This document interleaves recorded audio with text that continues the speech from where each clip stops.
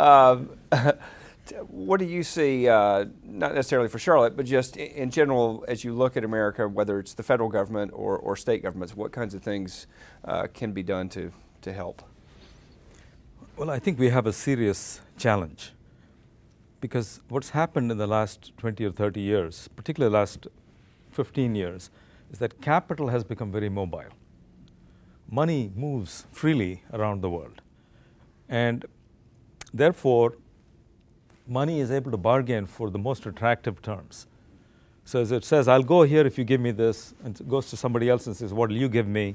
If they get a better deal there, the money moves. And it moves across borders, too. Labor still is very much stuck. It does not move. Cannot go to the places where there's huge demand for labor. We can't all move to China and take up jobs in China. A few do. I mean, every year I see in China more Americans and Europeans who've decided to live there because they found interesting career prospects. So the fact is, we live in a world now where capital is very mobile, is able to negotiate the best possible terms. Labor is not. The conclusion is, it's the responsibility of governments to make sure that the places where people are competitive. And that's because otherwise there's no way these people are going to enjoy higher standards of living. And so the burden is on the federal government and the state government to make their locations globally competitive. And that is what, at the end of the day, is going to attract the capital to those locations. And there is an element of a zero-sum game in this. Mm-hmm. So when a company shifts its headquarters from one part of the US to another part of the US, somebody gains, but somebody is losing. So that's really not the long-term answer to how do you create competitiveness. So whatever you might do in Charlotte, you're still a part of the state, and the state is a part of a country. And some of the policies at the country level have an impact, filters all the way down to a particular state or a particular location. So I think we have some real issues at the federal level to make the US a more competitive location. And that means the whole question of deficits, the question of the entitlement programs, the propensity for high consumption and less investment, propensity to spend money on the elderly generation but not have enough money to invest on the next generation. These are all fundamental issues that we have to deal with, I think, to improve our competitiveness. And investing in human capital and education is a very important piece of that, I think, is the way to stay ahead. Now, I think the US is still a very competitive location. I know John will agree with me that even though we may not be as collaborative in our innovation as we should be, the rest of the world envies us for how innovative we are. The problem is, 50 years ago, if you had a Steve Jobs who was innovative and produced the iPhone, you would have 10,000 jobs or 100,000 jobs created in the US to make the iPhone. Today, you have a Steve Jobs invents the iPhone, the 100,000 jobs are created elsewhere. So our challenge now in today's world is, it's not enough to have the brilliant people who are the 1% or the half of 1% or the tenth of 1% who could employ all of the rest of us. But in today's world, the work gets dispersed globally from day one. It doesn't take 50 years to disperse globally as it used to. That means everybody else has also got to have first world skills to earn a first world wage.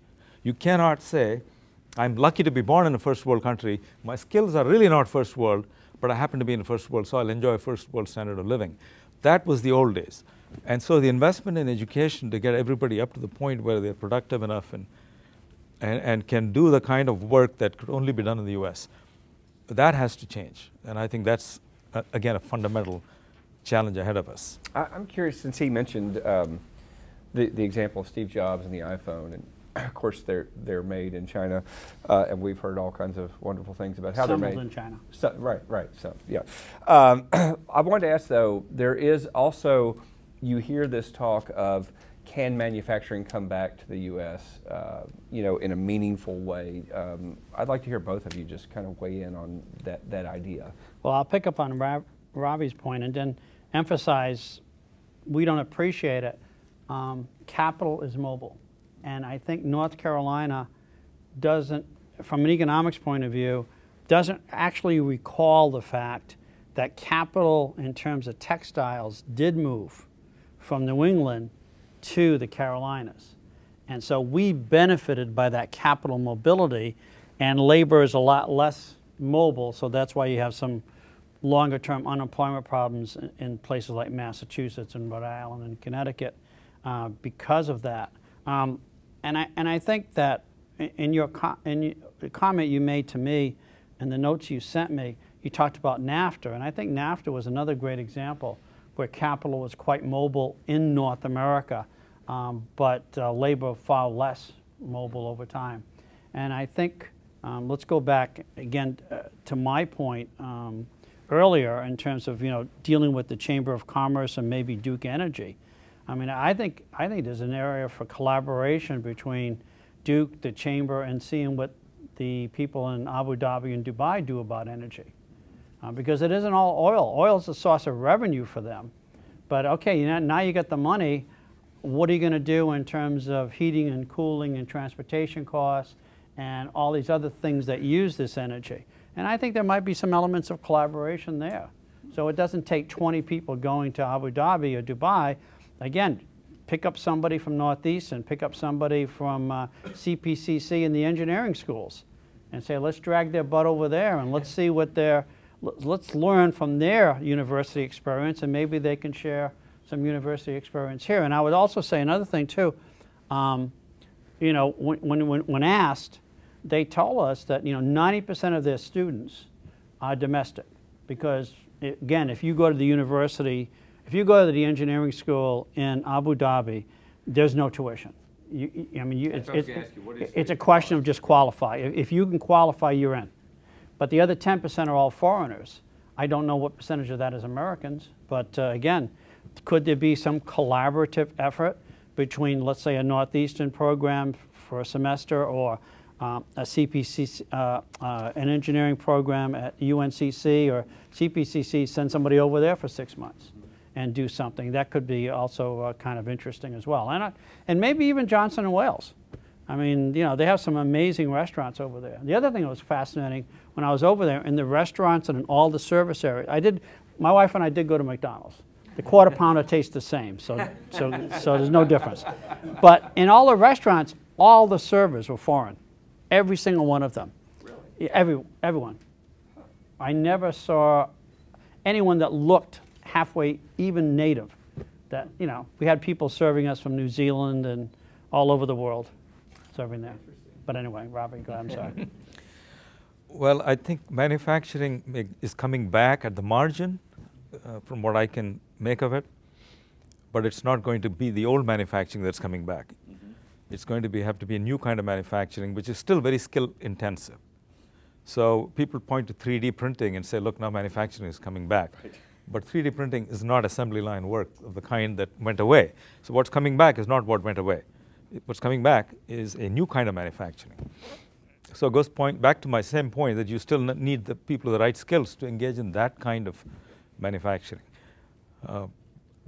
The old jobs with relatively semi-skilled or low-skilled work, I think will have a hard time coming back, because it's, again, at the margin, a few things are working in the U.S. favor. I think one is the cost of energy, which has gone down, in the supply of natural gas and so on, again, will allow certain kinds of manufacturing to come back. But it's not going to be the answer, I don't think, to the unemployment. I think it's the advanced manufacturing that's coming back. But again, that's why we have engineering schools, to come up with that advanced manufacturing processes. And that's why we have GE aircraft engines being assembled and, well, put together, at least the parts, in a state like North Carolina. Right. So we can do that kind of stuff. That's why we have a Siemens. And so I think Ravi's point, and I'll reemphasize it, and many of you have seen some of the stuff I've written, yeah, those old jobs are not coming back. And I hear somebody say, well, Caterpillar's bringing a production facility back to the United States. Yeah, they're bringing the production back, but the jobs aren't coming back, right, pal. There's a big difference between manufacturing production and manufacturing employment. And so once again, you call upon schools like CPCC to improve the talents of the welders and the machinists so they can get into those processes. But the legacy of North Carolina, I think, for a long time, when the U.S. was a closed economy in the 50s, 60s, and 70s, and maybe some of you are more native than I will remember this. I mean, it was easy for a kid to drop out of high school and go work in Kannapolis or go work in Gastonia.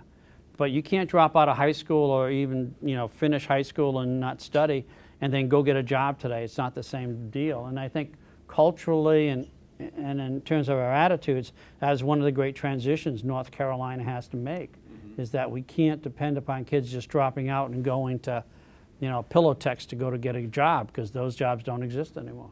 And they're not coming back. I could go on, but let's let y'all ask some questions of our panelists. Anybody? There you go, in the back. Yeah, you had said that Siemens and GE and those kinds of companies are providing free labs and things in Dubai. Why are they not providing them here? Good question.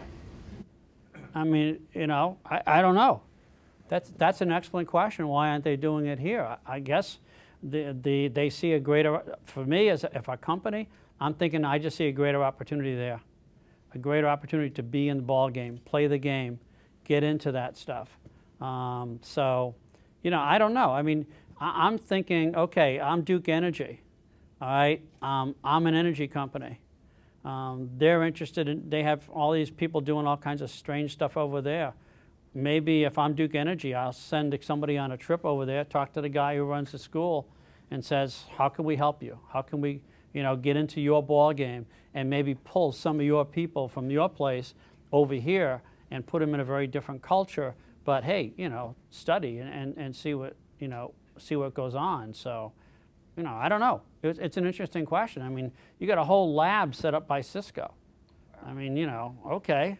You know, I mean, like, okay, I got it. It's another challenge I think sometimes we have is, you know, we're so parochial in what we do. We're so afraid. I mean, you know, suppose you had a university that was said, okay, we're going to have iPads. And the producer of something like an iPad, but it's not an iPad, is going to complain. Oh, why did you do that? You know, it's unfair in competition. And sometimes I think we get so parochial that, you know, we don't really pay attention to that, and I think that's quite different. So I don't know. Good question.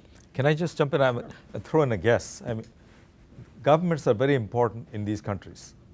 They control a lot of things that go on within the economy. They control a lot of money. They control some of the largest enterprises. Usually the energy-related enterprises in the region belong to the state, and they are the largest source of revenue for the budget and so on. So if you want to build relationships with the government, you do things that makes the government happy. And the government says, we're going to set up the university, and all these guys rush to say, okay, I'll give you this, I'll give you this. They're collecting back through contracts they're going to win for something or the other. That'll more than pay for it, because you get very high, hefty profit margins in contracts in the Middle East compared to the US. And so they're going to recover that. So I think it's just a return on investment issue. Oh, I'm from Louisiana. I understand that. Other questions? Yes, sir. Jumping on what you just said, and a question for both of you, of course, is what is government's role with private industry in order to create this type of innovation that you're speaking about, revolutionary innovation, evolutionary innovation? Seems like the big conundrum in this country is just how big should government be, and where does government get involved, and where does industry take over? Yeah, this is an ideological issue, and I think we're going to get it. You know, I'll go back, and I've read a couple of things about this recently. The suggestion is that we do, as you would suspect, the Abraham Lincoln story. Lincoln said, build me a damn railroad, okay? I'm not going to tell you about the track. I'm not going to tell you how to do this. I'm not going to tell you how to do that. You go build a damn railroad. And private industry went and did it. And they didn't have all the EPA regulations, all the OSHA regulations. They didn't have government dictating this or dictating that. For some of you probably, again, remember World War I and the armor plate that had to go on ships. And the federal government decided that they were going to dictate how you're going to build this armor plate, and they're going to set up their own plant. Totally failed. Meanwhile, the private sector was told, put some armor plate on these darn ships so they don't sink because of the U-boats in Germany, and the private sector did that, and the boats didn't sink. So again, I think there is a point where the government has to identify something, throw in some seed money, but not tell people how to do it. And many of us who manage people know that one of the best things we can do is give somebody an assignment, tell them you need to do this, but don't tell them how to do it. And unfortunately, I think in our government, we sort of really get in the way and start dictating to people how much of this and how much of that and who you need to hire, what contract. I mean, that was, again, in my experience, but some of your experience, the big dig in Massachusetts. I mean, all the stupid government regulations about the tunnels and the bridges and the landscaping and everything else. Well, yeah, okay, you got it, but it was, 6 times, 7 times over cost and 10 years late. So I think a lot of it, to me, the government needs, in some instances, can figure out we need to do something and then let the private sector go to do it within some guidelines. But stop overseeing how it's done. Ravi? Well, I think the government's fundamental role is to make the location as competitive globally as possible. That's sort of conceptually the way I think of it. See, the role of companies is to, multinational companies, is to string together different locations around the world for different things so that the company is as globally competitive as possible. They don't really care about individual locations. They go to the location for the activity, which on that location is the best place to do that little thing. They'll go and do it in Abu Dhabi if that's the right place. They'll go and do it in Singapore if that's the right place. The job of government is to make, if you're Singapore, is to make sure Singapore is very attractive for various things so that various companies will want to invest there. And the same thing I think is true for the US. Governments have to make sure the infrastructure is good. Governments have to make sure there's skilled workforce and maybe some cases support for research. So they throw some money at certain issues and say, we won't tell you how to do it, but we'll encourage you to do it so that we become the place that's at the cutting edge in that particular industry. But I think what happens as countries develop, we develop what some people have called the no-risk syndrome. And that is, we want to protect citizens from all risks. That seems to be one of the characteristics of development. Once you get more prosperous, you think, oh, we shouldn't have to suffer with that. Oh, we shouldn't have to suffer with this. So we put lots of safety nets in lots of different areas, and after a while, you got so many nets all over the place, you can't move. So, well, I'll re-emphasize that. I mean, I came back from Bhutan, okay, and you talk about no risk and everything. We were driving mountain roads to go doing some of our hiking.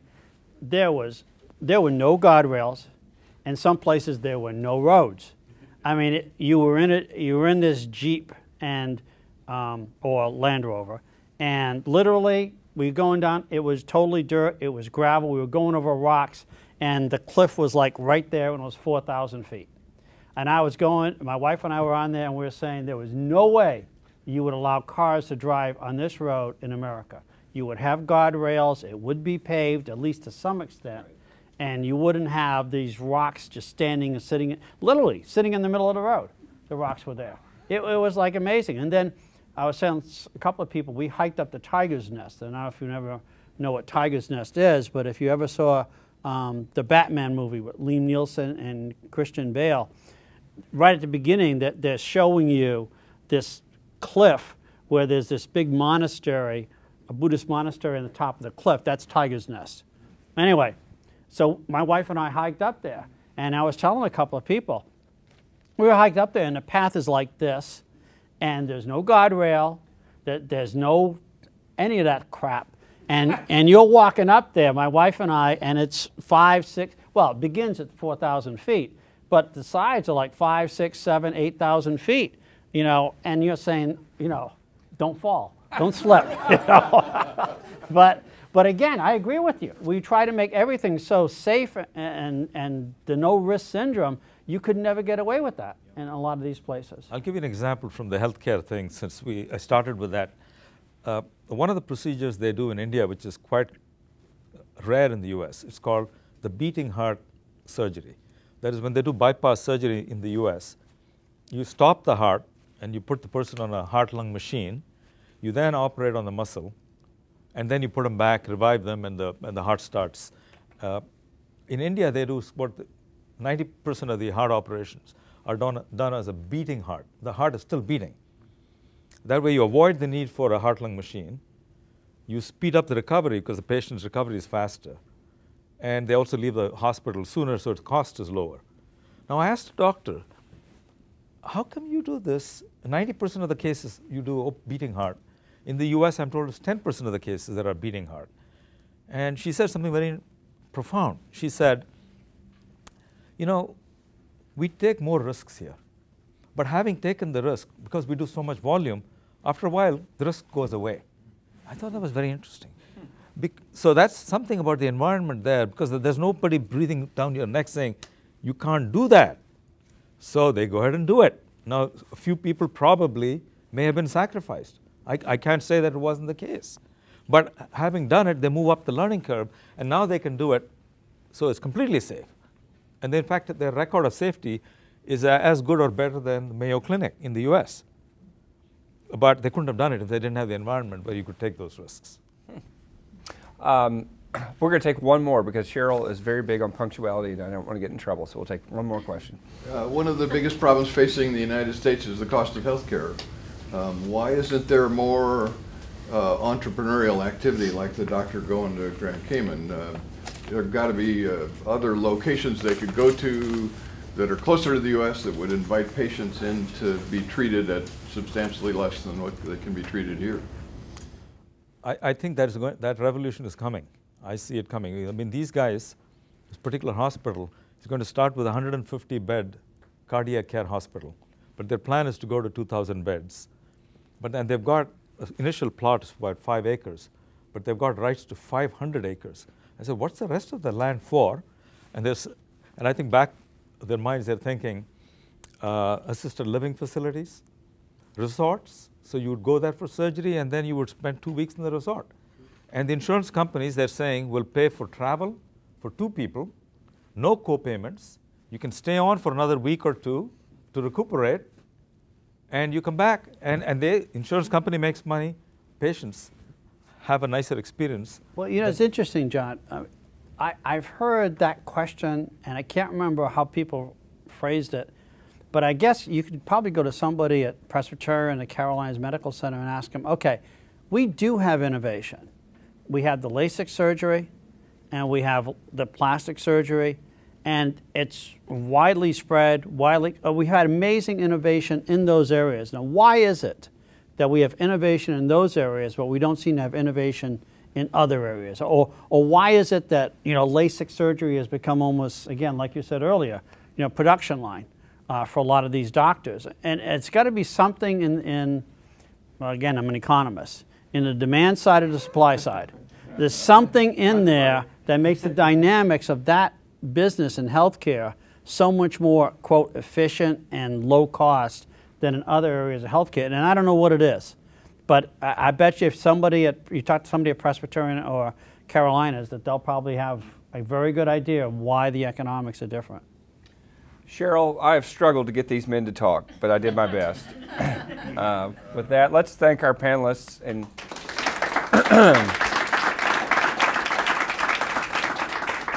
Cheryl, it's all yours. Thank you, Eric, and thank you both. I'm chuckling because I was thinking in the back, you know, I think sometimes the nemesis of innovation can be a litigious society, which I imagine is a little different here than you see in some other markets. But I think a couple of the points that you brought upon that I'll walk away with are to keep that spirit of innovation and our role not only in products, but in processes and in enhancements to innovation so that we keep moving forward. And then, John, you talked about global partnerships, I think, significantly. And, you know, we as a city, I think, are aspiring to be more global. I don't think we're quite there yet, but we certainly are aspiring to be. And we certainly here at the university, I feel very fortunate to be in an environment where we have students in 92 countries. Yeah. And sending the students abroad for 6 months at a time as part of their co-op experience, and, you know, studying in Antarctica, global climate change, because that's really about the value of applying the lessons learned and then moving forward. So I have gifts to say thank you. These are globes that are engraved, and so they speak to our Local Leaders Global Impact Series, and we thank you for that. I would invite each of you to join us next month. We do these once a month. Our next one, we don't have a postcard today, my apologies. Save the date, April 24th. We will have a session on the ethics and the role of sports in our society, and we will be bringing in our athletic director, Peter Roby, who recently came out of what he calls witness protection in the NCAA selection process, where he was selecting teams to compete in the current tournament, and Fred Whitfield, who you know as the president and COO of the Charlotte Bobcats. So I hope you will join us for that event. Please join me in thanking both John and Ravi and Eric for moderating.